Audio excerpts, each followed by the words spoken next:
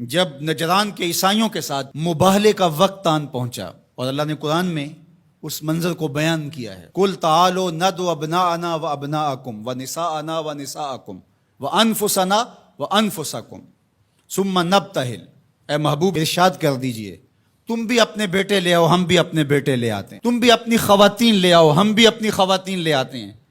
تم خود آ جاؤ اور ہم بھی خود آ جاتے ہیں، پھر ہم مباہلہ کرتے ہیں اور جھوٹوں پر اللہ کی لعنت کرتے ہیں۔ تو حضور علیہ السلام جب مباہلہ کے لیے نکلے، نجران کے عیسائی پورے کر و فر کے ساتھ اور اپنے لوگوں کے ہمراہ منتظر تھے، تو حضور نکلے تو حضور کے ساتھ حضرت علی المرتضیٰ رضی اللہ تعالیٰ عنہ تھے، آقا کریم کے ساتھ حسنین کریمین تھے اور سیدہ فاطمہ رضی اللہ تعالیٰ عنہا تھی۔ اس طرح کہ حضور نے حسنین کریمین کے ہاتھ تھامے ہوئے تھے اور پیچھے سیدہ فاطمہ تو زہرا رضی اللہ تعالیٰ عنہا چل رہی تھی، اور سیدہ فاطمہ کے پیچھے حضرت علی المرتضیٰ چل رہے تھے۔ حضرت فاطمہ پردے کے حصار میں تھی، لیکن اس کے باوجود عورت کا باہر انتہائی مجبوری کی حالت میں اللہ کی توحید کی گواہی دینے کے لیے نکلنا بھی پڑا۔ تو اطراف میں بیٹے ہیں، سامنے باپ ہے اور پیچھے شوہر ہے، اور ماحول مدینے کا ہے، سارے چاہنے والے اور محبت کرنے والے ہیں، اور یہ شہزادی کونین وہ ہیں کہ اگر یہ گھر سے نکلیں تو کائنات کی آنکھیں خم ہو جائیں اور پلکوں پر پردے آ جائیں، لیکن اس کے باوجود جب نکلتے ہیں، بلکہ میں نے کہیں پڑھا کہ آپ کے قدموں کے نشان پر حضرت علی المرتضیٰ رضی اللہ تعالیٰ عنہ قدم رکھتے کہ قدموں کا نشان بھی باقی نہ بچے۔ عورت کو گھر سے نکلنے کے لیے یہ ایک ضابطہ دیا کہ بامر مجبوری عورت کو گھر سے نکلنا بھی پڑے تو اس کو اپنے محرم کے ساتھ کس احتیاط سے نکلنا پڑے گا۔ اللہ اکبر! یہ ملکوتی قافلہ، یہ تقدس مآب قافلہ جو 5 نفوس پر مشتمل تھا، جس پر میرے حضور نے ارشاد فرمایا اللہم ہؤلاء اہلی،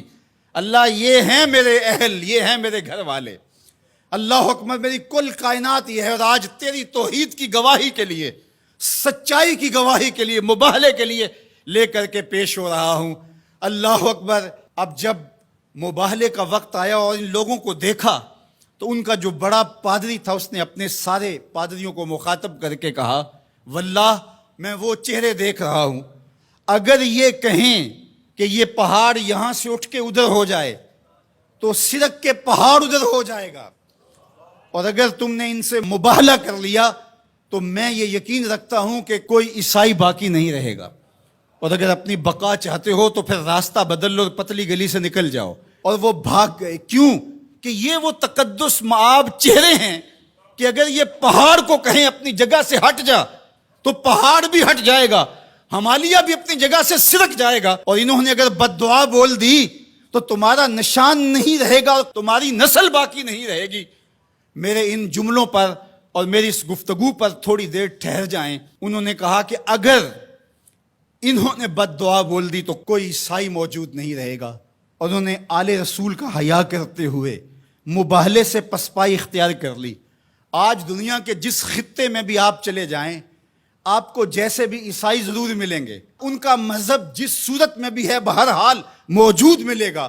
لیکن جنہوں نے حیا نہیں کیا اس یزید کی نسل آپ کو کہیں بھی نہیں ملے گی، اس شمر کی اولاد آپ کو کہیں نہیں ملے گی، ابن زیاد کی نسل آپ کو کہیں نہیں ملے گی۔ میں نے تو دنیا گھومی ہے، مجھے آج تک کوئی شخص نہیں ملا جس نے کہا میں یزید کی اولاد سے ہوں، آج تک کوئی شخص نہیں ملا جس نے کہا کہ میں اتنی پشتوں میں جا کے خولی سے ملتا ہوں،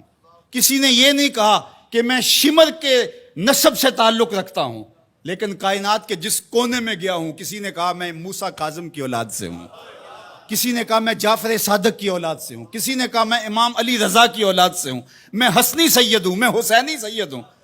تو یار نام تو ان کا باقی رہا، تو یزید کا تو نشان مٹ گیا، تشخص بھی مٹ گیا، اور حسین کے روزے پہ آج بھی جھنڈے جھولتے دکھائی دیتے ہیں۔ فخر کا دل میں دریچہ باز کرنا چاہیے، جن کا تو آقا ہے ان کو ناز کرنا چاہیے۔ ہمارے لیے فخر ہے کہ ہم حسینی ہیں، حسینی ہونا اعزاز ہے، حضور کی آل کی محبت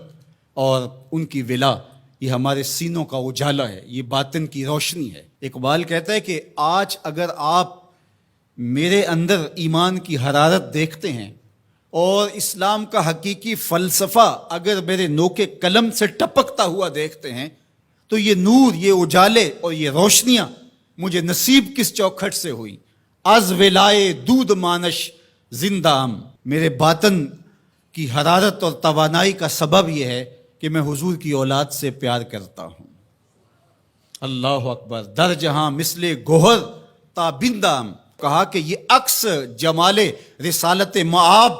اور پھر عکس